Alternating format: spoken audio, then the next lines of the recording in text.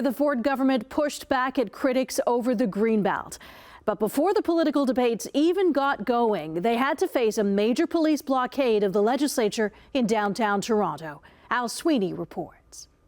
The day began with Queen's Park virtually under siege behind a blockade of garbage trucks.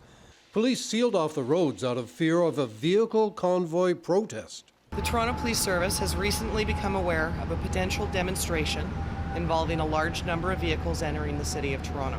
In the end, there was no protest and business got back to usual. Who tipped off the developers? The government resisted opposition pressure over the Greenbelt.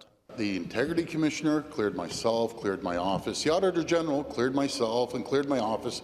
Our intent is to build homes. But the opposition is still demanding to know whether developers got advance notice of the original plans to build on the Greenbelt.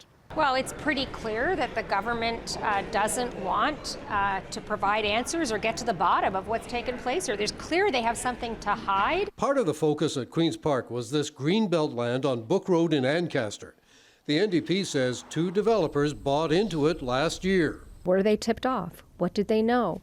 Environment Hamilton says it's not sure the government can be trusted when it says the Greenbelt will now be protected. Until I see that legislation from the Ford government, until I see further legislation that strengthens it, then I'm still going to be very skeptical. And they say there's still a battle to be fought over the province's decision to force Hamilton to expand its urban boundary into farmland.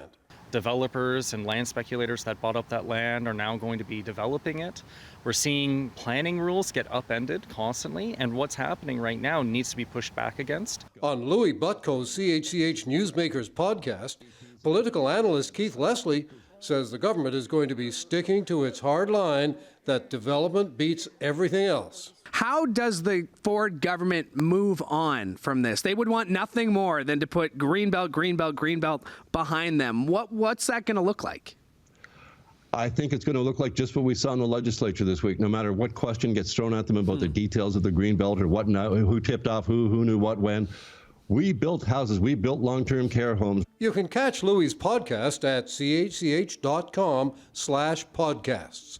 Al Sweeney, CHCH News.